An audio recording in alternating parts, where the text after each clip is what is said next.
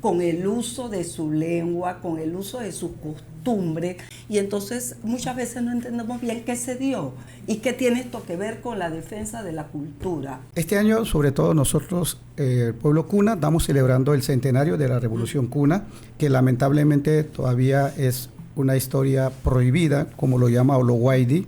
Literalmente, me gusta cómo él lo llama, es la historia pornográfica panameña, la historia prohibida. Sí. Así que yo siempre cuando planteo la historia de la revolución... Yo no mamé la lengua castellana cuando llegué al mundo. Mi lengua nació entre árboles y tiene sabor de tierra. La lengua de mis abuelos es mi casa. En febrero. Doctora Irene de Delgado está con nosotros, va a dirigir el programa Las Aventuras Literarias de la Academia Panameña de Literatura Infantil y Juvenil, y tiene excelentes invitados aquí en el estudio y digitalmente, así que vamos a tener un gran programa el día de hoy, doctora, y yo voy a estar pendiente porque tengo una reunioncita allá afuera para saber de qué se trata eso de... Por cierto, como yo, pueden volver a escuchar el programa los sábados a las 8 de la mañana y en YouTube, en Radio Ancon, queda grabado, aquí hay un montón de cámaras, así que perfecto. Queda perfectamente bien. Así vale que, la pena. Doctora Irene Delgado. Gracias, Guillermo. Bueno, vamos a presentar a nuestros invitados de hoy y los voy a presentar rápidamente porque no quiero perder un solo minuto de lo que ellos van a contarnos, van a decirnos y explicarnos. Primero que todo, el programa nace con un título, La lengua materna. La lengua materna nos lleva, evidentemente, al ámbito cultural de la lengua materna. Nacen los sentimientos, la expresión de esos sentimientos que se convierten en literatura, el arte, la música y todas estas cosas así es que el tema es bastante amplio. Tenemos en lo que concierne lengua materna, para cada cual es diferente. En Panamá la lengua materna es la lengua oficial, que es el español. Sin embargo, tenemos grupos que también de originarios que tienen su propia lengua, que ha pasado a diccionarios, a estructurarse y tener la categoría realmente de lengua. Así es que tenemos los gunas, los nove, los emberá, que cada uno tiene. Ahí están también los guaonán, donde ahí parece entre emberá y guaonán, no soy una experta, ciertas variantes. Todas esas culturas tienen su expresión y para eso tenemos aquí a varios invitados.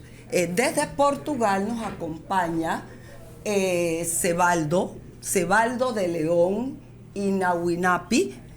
Cebaldo es una persona enamorada siempre, a pesar que vive en Portugal, enamorada de su tradición, de su lengua, de sus leyendas, y ha aportado escritos de gran valor, y ahora en un momento vamos a escucharlo. Tenemos a María Vizcaya, también pedagoga, que se ha interesado y conoce y se ha adentrado no solo en la cultura guna, sino que ha viajado dentro del Istmo de Panamá a otras culturas, incluyendo la región de Chiriquí. Tenemos a, déjame ver, no voy a fallar en la pronunciación, Quiniapiller Johnson. Tuve el gusto de conocerlo este fin de semana cuando tuvimos de abanderado a Olowaidi, el gran Olowaidi, escritor, sociólogo, bueno, así como le van a hacer un homenaje, el poeta universal, Olowaidi, amigo también de Quiniapiller. Y Quiniapiller es un conocedor, además de poeta, un conocedor de su cultura, y nos va a hacer un enfoque del significado de la Revolución Guna de 1925. Y también tenemos aquí a una gran investigadora, Ariadna García, alias Betancourt también, ¿no? Ahora nos va a explicar. Pero bueno, Ariadna me llama mucho la atención por los estudios que ha hecho, las participaciones que ha hecho fuera de Panamá, ha hecho muchísima investigación, y ella nos va a dar un contexto teórico de todo este asunto cultural. Aquí tengo su libro, Geopsiquis de una nación, su título llama inmediatamente la atención, y ella nos va a dar la explicación. Me llama la atención que habla y comienza con la figura de Vasco Núñez de Balboa, que se ve que aquí estuvimos a punto de tirar abajo la estatua de Vasco Núñez de Balboa, pero ella le da un enfoque muy diferente, cómo la historia va siendo interpretada por la literatura. Así que bueno, comencemos sin más, no quiero tomarle más tiempo y quisiera quizás Ariadna que nos contextualice. Bueno, quiero decir la lengua materna. En estos días escucho en la televisión y le voy a hacer una pregunta bien curiosa aquí a Johnson. Te pregunto, ¿cómo se dice mamá en Guna? Nana. Entonces, reemplazas la M por la N. Nana. Ok. Ven, y yo escuchaba la interpretación de por qué mamá y mamá, nana, es bastante similar. ¿Por qué? La pronunciación, por lo menos al español y muchas lenguas, de una consonante bilabial como es la B, ma, y la vocal más sencilla, a, y en la repetición, ma, y acá, na.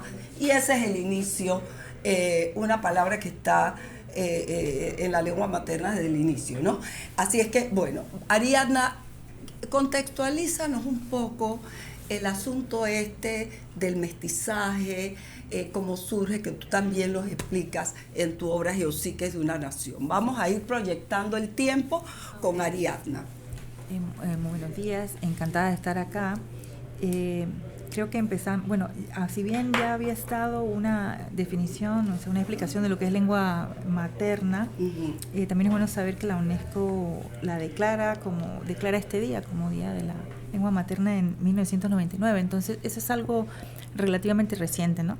Para básicamente un fenómeno del siglo XXI, que es un momento histórico en el que se reconocen ya de manera oficial la importancia de salvaguardar la diversidad lingüística y el valor que tiene para un individuo y por ende también para una comunidad y una nación el que sean que sean bilingües y multicultural. Entonces, mestizaje, el término es complejo, tiene una larga data, pero a grosso modo, tal como lo vivimos o lo entendemos, se le llama así a las poblaciones, es decir, a todo grupo de personas que han nacido de una mezcla de dos etnias que se consideran en su origen, en su inicio, sin mezcla. Cosa que es absurdo porque las mezclas las han habido siempre, pero en el momento en que predominan ciertos rasgos étnicos, se consideran pues que son más, entendemos nosotros, puras que otras. Entonces, en el caso de las Américas, es particularmente destacable precisamente porque la población latinoamericana del siglo XXI es producto de siglos de mestizaje en su inicio forzado, como bien sabemos, pero posteriormente se fue evolucionando o se fue dando de una manera espontánea. Entonces, hoy por hoy no hay latinoamericano, independientemente de sus características físicas, que pueda decir que es 100% X cosa o de que venga de cierta raíz, excepto los pueblos originarios. Por eso hablo de población latinoamericana, porque ese denominador no se utiliza para los pueblos originarios. Estos son naciones aparte, que son las que originalmente estaban aquí y ahí tienen una historia continua, ¿no? Sin, ¿cómo se dice? Como proposición al caso de del grupo negro que fue traído acá, en donde hay una ruptura con sus orígenes, ¿no? Sí. Entonces es muy distinta la historia de este grupo. En el caso de las mezclas con los grupos negros, entonces hablamos de mulatez, cuando priva este tipo de mezcla.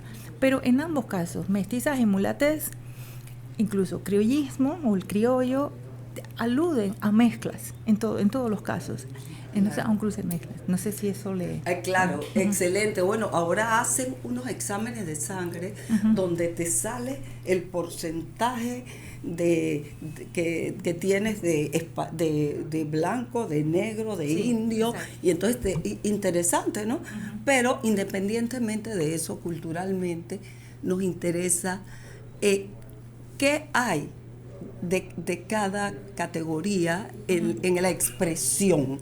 Y entonces me parece interesante lo que dices, y aquí tenemos a Johnson que nos va a aclarar también la parte de ellos, este deseo de liberación que surge en 1925 y que tiene que ver con el uso de su lengua, con el uso de sus costumbres, y entonces muchas veces no entendemos bien qué se dio y qué tiene esto que ver con la defensa de la cultura. Sí, muy buenos días. En primer lugar, agradecer a Irene por esa invitación. Este año, sobre todo nosotros, el pueblo Kuna, estamos celebrando el centenario de la Revolución Kuna, que lamentablemente todavía es una historia prohibida, como lo llama Olowaidi. Literalmente, me gusta cómo él lo llama, es la historia pornográfica panameña, la historia prohibida. Sí. Así que yo siempre cuando planteo la historia de la revolución, lo remonto casualmente a la conquista española, el antecedente de la revolución, porque en el momento que se da la invasión, para nosotros que fue invasión a nuestro continente, a Abya Yala, que es el nombre con que nosotros los cunas lo denominamos, ahí empieza ya prácticamente la lucha y resistencia de los pueblos indígenas del continente, particularmente el caso de Panamá. Rápidamente, porque en la época de la conquista, en 1547, Ginés de Sepúlveda sustenta su teoría de tratado de guerras justas contra los indios, casualmente para justificar la matanza y el asesinato. Y ahí plantea que los indígenas aquí éramos hombrecillos, que serían no humanos todavía. Así que con esa justificación se podía hacer el asesinato y que ellos traían la civilización al continente, desconociendo toda la cultura, el sistema político, el idioma, toda la riqueza cultural que teníamos en este continente, desde Alaska hasta Tierra de Fuego. Planteo eso porque cuando se da la separación de Panamá de Colombia en 1903, yo siempre me pregunto, de 400 años después, ¿cuál es la diferencia desde el pensamiento de los padres de la patria de la nueva república, cuando crea leyes en 1908, 1912, literalmente leyes sobre la civilización de las tribus salvajes existentes en el país por todos los medios pacíficos posibles? ¿Cuál es la diferencia? El mismo pensamiento colonial de la época de Ginés de Sepúlveda se dio a inicios de la república, con el fin de civilizar. Esos dos conceptos siguen vigentes hace 400 años durante la separación de Panamá de Colombia.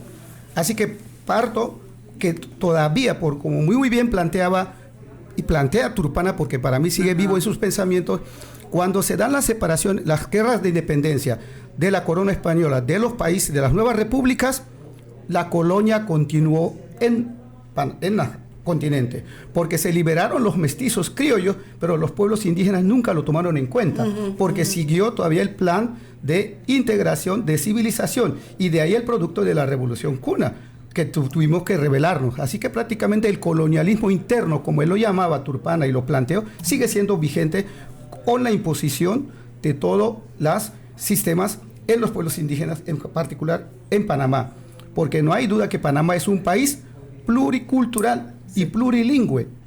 Así que creo que es hora de hacer realidad esa frase que hemos cacareado como crisol de razas, solamente de manera folclórica para atraer el turismo, pero en la práctica no se toman en cuenta el idioma, la gastronomía.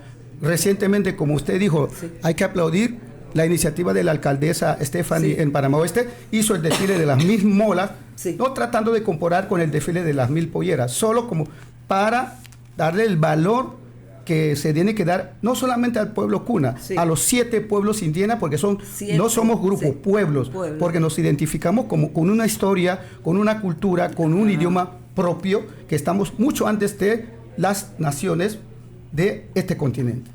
Exacto, excelente. Y nada más aclara la cruz esta que tienen ustedes en la bandera, porque muchos están confundidos, ¿qué significa? Porque se le ha comparado a la cruz nazi. Cómo no, cuando se da esa revolución, que lo llamamos orgullosamente, para nosotros fue una revolución, se da un acta de independencia y prácticamente nos declaramos independientes el 12 de febrero de 1925. Hace 100 años se hizo una declaración de independencia, que es lo que estamos celebrando. Como República de Thule, en esa época los dirigentes enarbolan la mal llamada suástica, que no es suástica realmente, que el nombre correcto en heráldica es la cruz gamada. Y la cruz gamada tampoco es del nazismo. Hitler se apoderó, plagió ese símbolo de la India, porque es un símbolo antiguo que lo han usado diferentes culturas del mundo aparte de los kunas. Y hay que también diferenciar que hay dos giros. El giro que le dicen dextrogiro, cuando el giro es a la derecha, y la cruz, la esvástica, que realmente el nombre correcto es esvástica del sánscrito, la levógiro, que es el símbolo que nosotros tenemos contra de las manecillas del reloj. El giro dextrógiro es cuando va al favor de la manecilla del reloj, que es el símbolo del nazismo, pero realmente, como decía, es un símbolo de la India, del budismo, de Corea, incluso de los indígenas Hopis, navajos, y de las investigaciones que he hecho, aparecen en las vasijas etruscas, incluso del neolítico, del vasco. Así que es una figura universal de varias culturas, pero que el nazismo y el Hitler se apoderó, y con toda la historia que conocemos ya lo vemos con un símbolo maligno, pero que en realidad para el sánscrito significa de bienestar, un símbolo de buena fortuna realmente. Claro, claro. Oye, muchas gracias por esta explicación, ya estamos un poquito más claros en eso. Déjame leer unas líneas nada más antes de darle el pase al tema de la enseñanza de la lengua y el asunto de las leyendas y los mitos que se expresan a través de su lengua. Aquí nos dice Quiniapiller, nada más un pedacito que me llamó la atención aquí. Las molas arrancadas se tiñeron de sangre ese día. Las argollas y las winnies prohibidas dispersas por el archipiélago. Prohibido olvidar esa fecha, tatuado en nuestros corazones. Las winnies, que son, acláranos. Son los abalorios, las chaqueras que usan las mujeres kunas en los brazos y en las piernas. Exacto. Sería y tienen una, un significado.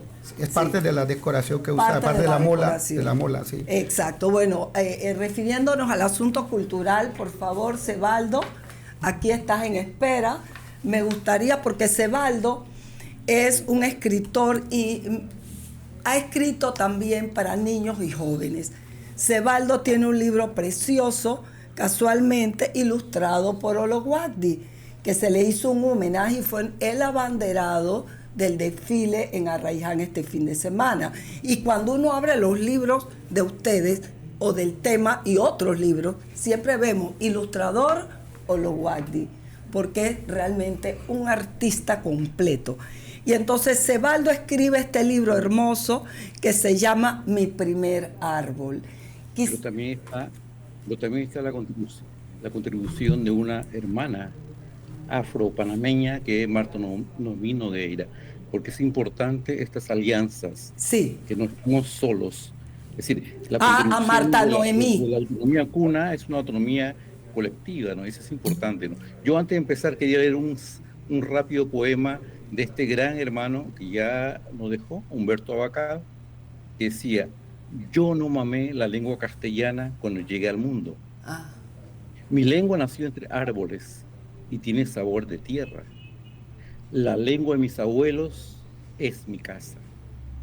Y si uso esa lengua, que no es mía, lo hago como quien usa una llave nueva. Y abre otra puerta y entra a otro mundo, donde las palabras tienen otra voz y otro modo de sentir la tierra. Esta lengua es el recuerdo de un dolor, y la hablo sin temor ni vergüenza, porque fue comprada con la sangre de mis ancestros. En esta nueva lengua te muestro las flores de mi canto, te traigo el sabor de otras tristezas y el color de otras alegrías. Esta lengua es solo una llave más para cantar el canto viejo de mi sangre. Esto porque el concepto de la lengua materna es compleja, ¿no? Complicado. Yo personalmente he asumido el español también como parte de mi maternidad, de mi otro nacimiento, ¿no? ¿Para qué? Para que la cuestión no se... porque es complejo separar estas cosas, ¿no? Porque cuando alguien habló un poco de la cuestión de la cultura y del arte, pienso que hay que incidir mucho cómo los pueblos indígenas no tienen esa separación. Para nosotros no hay esa separación de este es arte, este es ciencia y este es espiritualidad. Es todo único, es uno solo. Por eso es que la cuestión del 25 fue doloroso y duro, porque tocar en la vestimenta de la mujer era tocar en todo el mundo cultural cuna, era tocar en la forma de sembrar, en la forma de entender la naturaleza, la tal gramática que siempre hemos definido, porque las otras comunidades no indígenas o el Estado tenía otra forma de entender, ¿no? Entonces, a partir de ahí comienza esa pero no solo de ese tiempo, sino mucho más, como decía Kniapiller, ¿no? Es una cuestión que viene de siglos, acumulando y luchando, resistiendo. Y tanto así que en el caso histórico de los cunas, cuando llegamos a las islas, en el ciclo final del 17 y el 18, que para mí yo considero que la construcción de Cunayala en las islas es un momento histórico fundamental, porque mucha gente cuestiona, no, ustedes vienen de Colombia, es que antes no había Colombias, antes no había México, antes no había Perú, antes había aymaras, los quechuas, los mayas, por ejemplo, están en siete países, ¿no?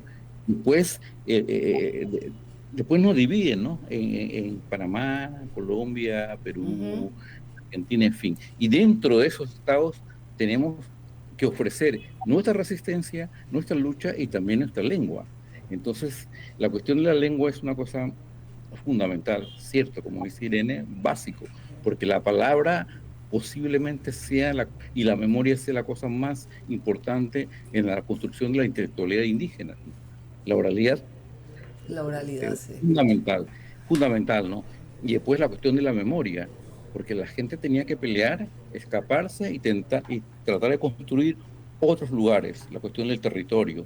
Entonces, ¿cómo conservabas eso? La forma de sembrar, la agroforestería, ahora que se va reconociendo como el mejor método de cultivo en el bosque, cómo entender el lenguaje de las aguas, y no podías estar tranquilo, tenías que correr, evitar el fuego, evitar las peleas, en fin.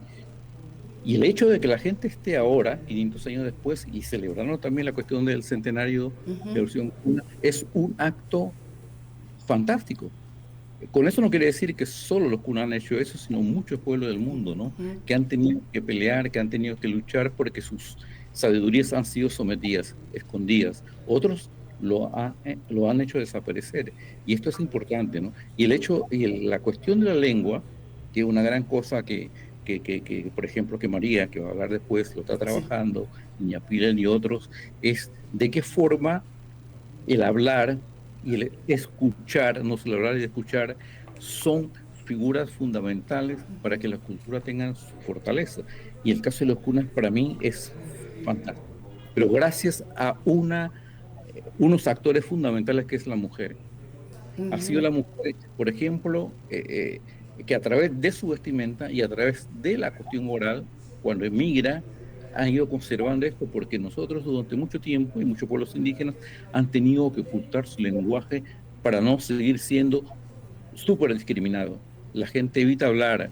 El ejemplo que muchos de ustedes conocen, ¿no? Cuando vamos en el autobús en algún país de América Latina, el propio Panamá, te preguntan, tú no eres Knobe, no, tú no eres Aymara, que no, yo soy peruano, atención, yo soy hondureño, yo soy tal, por el miedo de que si tú dices, no, yo soy Aymara, yo soy Dule, yo soy Knobe, yo soy Emberá, va a significar una forma de verte extraño en su propia tierra. Entonces es la palabra, es la forma de garantizar esa oralidad, y que lo cumplió, y que está cumpliendo la mujer cuna ha sido fantástica. Ayer en un debate que tuvimos con la gente de la clase, hablaba yo de eso. Como en los años 70 y 80 en Panamá, cuando yo comencé a estudiar la secundaria, me sentía protegido cuando en el bus escuchaba, además del inglés, y del el español, alguien dice el panameñés, escuchaba el cuna y venía de qué, de la voz de una mujer, de ellas, su vestido, ¿no? Sin miedo. ¿Ve? Y eso da tanto fortaleza que, por ejemplo, en el mundo de la construcción cultural panameña, la contribución del pueblo cuna ha sido fuerte, potente, ¿no? Y eso ha habido tanto en el teatro, en el cine, en la performance, en la música. El gran maestro que nos fue Marden, que se dio el lujo de mezclar el jazz con música indígena y también con el rap, haciendo de esta mezcla de sonidos una cuestión... Qué interesante, sí. Extraordinario, ¿no? Es decir, y todo esto tiene su base fundamental en esa resistencia cultural. Porque otra cosa, porque mucha gente nos dice, usted siempre habla de resistir, como si no estuviese ya integrado. Las cuestiones que nosotros resistimos y construimos y formamos. ¿Quién es la directora nacional de la Escuela de Danza de Panamá? Si no es una cuna, ¿no? Iguandili, que con su forma de la alegría ha ido provocando esas cosas, ¿no? Con eso la gente no quiere decir que somos lo mejor y tal, simplemente que esas diferencias, esas formas del habla, esa forma de entender el mundo, de gramática, sirvan también para que el pueblo de Panamá, para que las escuelas de Panamá introduzcan en su currículum esas hablas, ¿no? Imagínate que en Panamá solo hay 2 o 3 escuelas que estudian lengua indígena de los niños, y una es francesa, creo, Quiña, ¿no? Es decir, 2 escuelas que no son oficiales, se dan, entre comillas, el lujo de que tengan clases de lengua cuna y etnove, ¿no? Entonces, ¿por qué no puede ser esto? Bueno, ¿no? esos son grandes avances, Evaldo, ¿no? Claro, pero el avance tiene que ser del Estado. Para mí la escuela pública sigue siendo lo fundamental en cualquier Estado de derecho y democrático. Una escuela pública y de calidad. Y en una escuela pública y de calidad tiene que ser introducido las lenguas indígenas, la historia indígena. Por ejemplo, ustedes hicieron varias preguntas, que en principio en febrero de 2025 ya debiera estar resuelto. Preguntaron sobre la cuestión de la bandera, donde en los años 60, 70 ya se explicaba. Y ahora estamos preguntando todavía el significado de la bandera, cuando eso ya debía ser parte del catecismo, entre comillas, de lo que es Panamá, de lo que es la construcción de Panamá. La lengua, por ejemplo, no es el dialecto que llaman, ¿no? Como queriendo ofender, ¿no? Ellos hablan dialecto, nosotros hablamos una lengua. Ellos tienen supersticiones, nosotros tenemos la ciencia. Y ahora descubrimos que no, que parte de esa gran ciencia de manejar el bosque está en los pueblos indígenas. Así es. La forma de entender el mar y el agua, cómo se conserva, está en muchos pueblos indígenas. La forma de poder entender la gobernanza de cada comunidad está. El caso de los cunas, por ejemplo. No es el Congreso el que manda son las comunidades reunidas, ¿no? Es decir, todas estas cositas pequeñas parece, pero grandes, debía estar en el currículum, por lo menos escolar, de las escuelas. Claro, excelente, Evaldo. Bueno, vamos a hacer un corte, está muy interesante lo que estamos hablando, para escuchar el punto de vista de María al regreso. Y quédate aquí, Evaldo, para una segunda intervención. Nos dice nuestro amigo Johnson acá que ese valor que tenía en su juventud, en su infancia, los arrullos, que cantaba la madre, que cantaba la huella, ese es el primer contacto con la lengua. Y ya entramos ya en el área de la literatura infantil en la lengua materna. María, por favor, esa es tu especialidad. Háblanos del trabajo que has hecho en ese sentido. Hola, buenos días. Un placer estar con ustedes, un gusto, de verdad. Me encanta este tema y me encanta que lo estemos, que todos los días tengamos presente, porque no es de un día. La lengua materna no es de un día, es de todos los días. Es nuestro primer respirar. Sí, María. ¿Me escucha bien? Sí. Adelante, María. Es que no, la cámara no la pude abrir definitivamente. No importa, te estamos escuchando. Ok.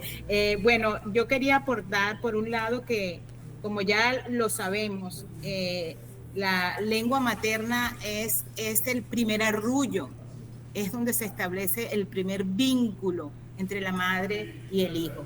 Se construye a partir de allí un sentido de pertenencia que se lleva en el alma, que no se expresa, sino que se vive. Entonces, siempre he pensado que cuando dejamos o ofrecemos algunos materiales escritos o algunas cosas que no tengan esa pertinencia, quizás podemos poner al otro de alguna manera en desventaja. Porque si nosotros nos vamos a analizar realmente, como yo lo he hecho en trabajos de investigación en las comunidades, los artículos, las definiciones, la mirada que tienen las personas que manejan otro idioma diferente al español, los ponemos quizás de alguna manera en desventaja cuando nosotros no le ofrecemos la oportunidad de prolongar ese idioma que ellos tienen, de encontrar material que sea pertinente de alguna manera.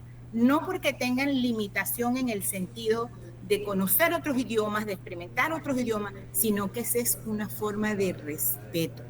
Para mí, ofrecer la literatura, en este caso, me refiero en este caso porque estamos hablando de algo muy específico en el día de hoy, debido a todas las celebraciones de la Revolución Cuna, ¿no? Y estamos tocando este tema. Pero la lengua materna tiene mucho valor en todos los idiomas que nosotros podamos reconocer y hacer literatura en ese sentido. Sí, y mis libros, por ejemplo, los tengo traducidos en 8 idiomas, por respeto a la lengua materna. Entonces, la parte de construcción y de pertinencia de la literatura es indispensable. Cuando nosotros vemos, digamos, algunas pruebas estandarizadas que establecen y quizás no vemos lo que esperamos en cuanto a las respuestas, tenemos que pensar que nosotros estamos llevando, como decía el poema con el que abrió el maestro Cebaldo, el maestro de maestros, estamos hablando entonces desde un punto de vista prestado, regalado, ganado, apropiado, pero no desde la lengua materna, que fue nuestro primer arrullo. Qué lindo, María. Y la lengua materna también nos lleva a reconocer el significado de los mitos y leyendas de cada cultura. Los mitos y leyendas, y ahí ahora, dentro de un momento, Cebaldo nos explicará este libro tan maravilloso de Mi primer árbol. ¿Y qué tienes tú? Vamos a abrir un poco la conversación. Ariadna, después que hemos escuchado todo este punto de vista sobre hablantes y personas muy informadas de sus lenguas maternas, ¿qué tienes tú que decirnos como investigadora? Bueno, sobre todo haciendo eco de lo que decían los dos últimos de Cebaldo, que intervino, y María, no pude evitar pensar en la noción de literatura menor. Uh-huh. Es un término, una categoría compleja dentro de los estudios literarios, que trata justamente sobre el uso de las lenguas maternas, pero sobre todo en el caso de escritores bilingües. Se entiende como la literatura menor no es la literatura de un idioma menor, sino la literatura que una minoría hace dentro de una lengua mayor. El caso paradigmático de este fenómeno es Kafka, que escribe en un alemán de Praga, siendo un checo, pero que es básicamente bilingüe, ¿no? en los dos idiomas, pero se considera su alemán como un alemán distanciado de el alemán estándar de Alemania, hablado además por dentro de un grupo pequeño dentro de lo que sería la Checoslovaquia en ese momento, ¿no? Y otros casos, por ejemplo, Samuel Beckett también, cuando escoge escribir en francés en lugar de hacerlo, que además Beckett era de origen irlandés, pero a todo esto él habla irlandés, habla inglés, pero él escribe en francés también, con formas de resistencia. Como ya, pero su lengua materna es irlandés. Es irlandés, exacto, en francés. Bueno, llega a ser, es bilingüe en los dos, en inglés y en irlandés. Ese es un buen ejemplo. Mira tú, el manejo de 3 idiomas, ¿cómo se llamaría el inglés, su lengua oficial? El irlandés, su lengua materna. Y el francés, la lengua adquirida, ¿será? No sé en qué momento lo aprendió desde pequeño. Eso es un fenómeno también muy Pero particular. yo lo he leído en francés, mira. Sí. Y también, por ejemplo, el caso de una premio Nobel del año 2009, Herta Müller, de origen, digamos, de su idioma materno es el alemán, pero ella, la familia de ella migra a Rumania cuando ella es muy pequeña, o bastante pequeña, bastante joven, y de ahí en adelante habla el rumano. Entonces su alemán también es un alemán con dejos del rumano, ¿no? Y siempre se le habla, o sea, se le criticó mucho, o sea, se le cuestionó mucho el Nobel, de hecho, cuando lo gana, porque no es aquel alemán, o aquella, y sus novelas y cuentos no son aquellas novelas enormes de las grandes sagas acostumbradas, tipo siglo XIX, por así decirlo, sino de las historias pequeñas de los grupos marginales, ¿no? Entonces tiene otra visión, y lo curioso es que justamente la literatura menor tiene como característica una desterritorialización, es decir, se saca de contexto la lengua materna y está en otro lugar, usualmente a distancia, pero esa distancia también puede ser psíquica, emotiva, cuando, por ejemplo, en el caso que describía María, a niños pequeños, que su lengua materna es el cuna, por ejemplo, pero están de la noche a la mañana obligados a expresarse en castellano en el colegio. Eso también es una la palabra es muy larga, de desterritorialización, ¿no? Sacarla de su territorio. De su territorio, pero, exacto. Tiene además dos cosas más. Las literaturas menores, entendidas como tal, también son altamente políticas, porque tienen un valor colectivo, en donde el dispositivo colectivo de enunciación hace que el individuo, la articulación del individuo se convierta en paradigma de toda la comunidad, ¿no? Entonces, me acordé un poco de esto porque Cebaldo recita este lindo poema, en donde él de otro colega, de otro compañero poeta, en donde está hablando de cómo se siente frente a, ¿no? Y es precisamente hay aquí esa descripción que hace desde el yo lírico, es algo que afecta a cualquiera que esté en esa situación, pero también a quien los escucha, aunque no nos sintamos aparentemente en la misma situación, ¿no? Entonces a eso me refiero con que hay un componente político porque lo personal es político. Claro. Oye, muy interesante tu explicación. Y hablando de las leyendas y el conocimiento, eso que Cebaldo nos describe como la relación que hay entre la vida diaria que ustedes consideran parte de la ciencia, la naturaleza, cómo se convierte en ciencia. Aquí tenemos, a mí me fascina, Cebaldo, esa leyenda tuya de mi primer árbol. Mi primer árbol, ¿puedes explicarnos en qué consiste? Porque yo creo que a los que están escuchando les va a interesar muchísimo este tema. Y yo he escuchado que algunas personas que no son gunas ya han adquirido esta costumbre también de sembrar un árbol, pero la forma en que lo siembran ustedes y que tú lo explicas es muy particular. Resúmenos rapidito de qué se trata. Volando, ¿no? Porque son cosas hermosas que comentar, como esa historia de que en realidad para nosotros no hay esa separación de los cuentos, de los mitos y otros, porque es todo parte de una historia, ¿no? Es tanto así que en las 52 comunidades cunas, por lo menos la más conocida, todos los días se cuenta y se canta historias, pero no para volver supuestamente para atrás, sino para preparar el presente y el futuro. Mira, la palabra y la fuerza de la poesía. Por eso es que nosotros estamos preparando un trabajo futuro que se llama Noticias de un país gobernado por poetas, y hablar de pueblo cuna, ¿no?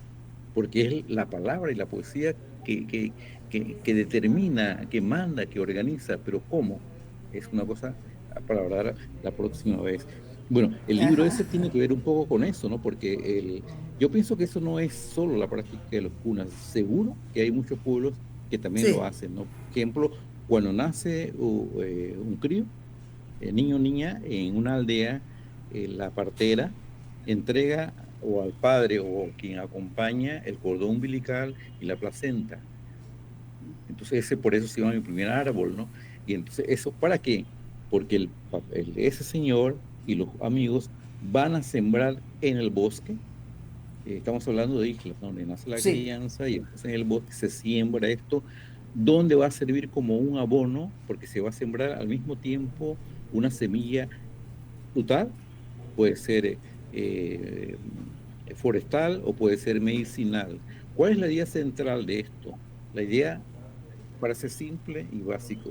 Al mismo tiempo que crece el árbol en el bosque, crece el niño en la aldea. Cuando los campesinos, los agricultores van por el bosque, hablan con esa semilla que van haciendo, le cuentan historias, le riegan con agua y le dicen, oh, Sebaldito, en el caso mío, Sebaldito, ¿cómo estás? ¿Cómo te ha ido? Eso es una forma de entender la importancia de criar al niño y de criar al árbol. Es todo un lenguaje ecológico puro y duro, ¿no? Y después cuando crece, en el caso mío, creció el árbol de una bananera, la primera fruta, los primeros frutos, se prepara un jugo especial con cacao y banana para que la gente, los niños de la misma edad, puedan sentir esto, ¿no?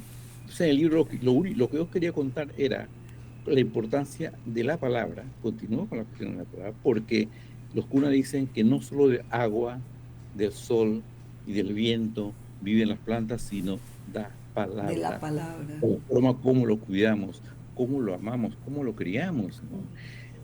Yo solo en esa cosa, que es una cuestión que yo no lo he inventado, no lo he creado, sino que viene desde hace mucho tiempo, es una forma de entender cómo entendemos las aguas y el bosque.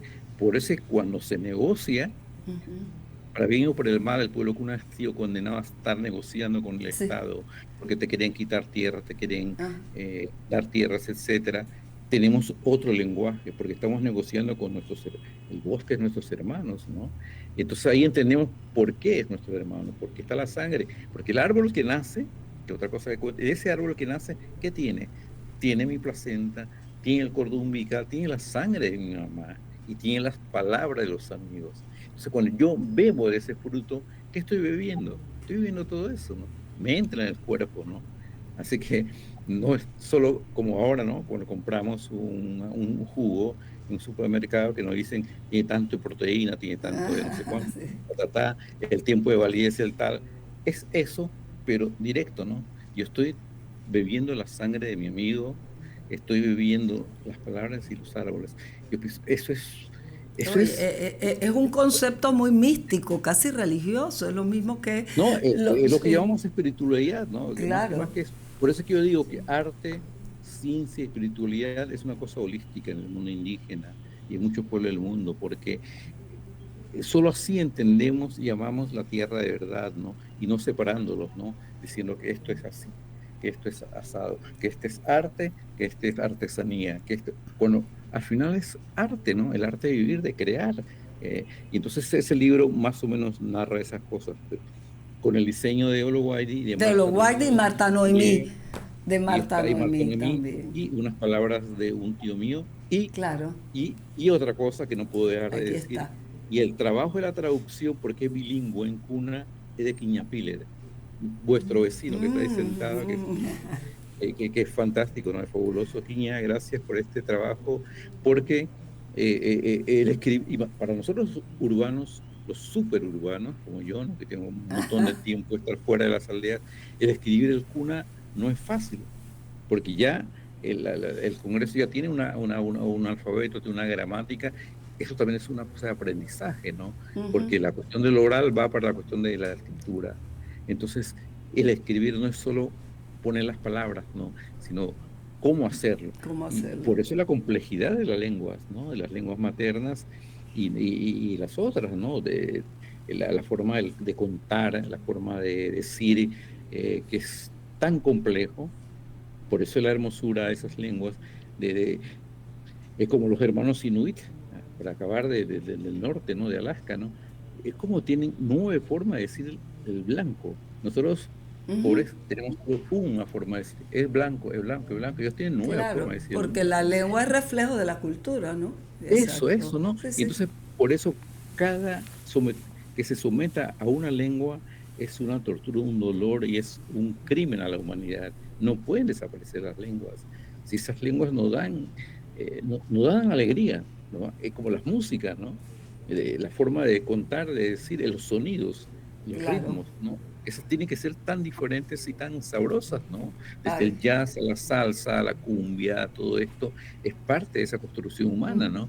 Así que por eso es que las 5.000 lenguas que dicen que existen de pueblos indígenas y que dicen que cada día va a ser apareciendo muchos, defender a estas formas de decir tierra, decir casa, decir Dios, decir un montón de cosas, es una cosa de lucha, ¿no? No solo cultural, de todo, de política, ¿no? Entonces esa es la cosita que escribí en mi libro, ¿no? Mi árbol, y que es un trabajo en realidad. Muy lindo ese libro, es lindísimo. Yo quisiera darle la despedida, una frase, unas palabras a María, y luego aquí a mi amigo Johnson, por favor, para despedir el programa que ha sido tan interesante. Hemos puesto en valor la lengua materna, hemos, como se ha venido haciendo muchísimo, visibilizado esta cultura tan interesante y tan completa, y vemos que la humanidad va justamente, hemos llegado tan lejos en los avances supuestamente técnicos, que llega un momento en que muchas partes de la población quiere echar un paso atrás, volver a lo fundamental, volver a la naturaleza, y eso lo demuestra también las mismas marchas que ha habido últimamente de que Panamá es verde. Justamente lo que tú decías, Ariadna, en uno de tus libros, es ese deseo de volver a lo natural y valorar realmente nuestras raíces. María, vamos a despedirnos, un par de minutos para cada uno, las palabras finales. María.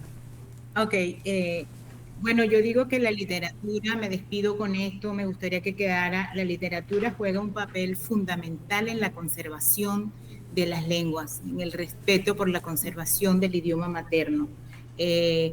Por ejemplo, el primer cuento que existe en Panamá en el idioma naso, eso lo hice yo de todo corazón. ¿Por qué? Porque considero, creo infinitamente en que se debe conservar la lengua materna, porque de allí se deriva toda una historia, toda una cultura y todo un arraigo y pertenencia. Un abrazo y gracias por esta oportunidad. Ay, a ti, por favor, una despedida aquí. Sí, nuevamente agradecer por esa oportunidad, y solo nada más quiero agregar que en la parte cuna no solamente tenemos el lenguaje común que hablamos a diario, hay el lenguaje terapéutico que le comentaba de los cantos, que es mucho más complejo todavía, que es lo que usan los ailas, los especialistas, que es poesía pura, metáfora.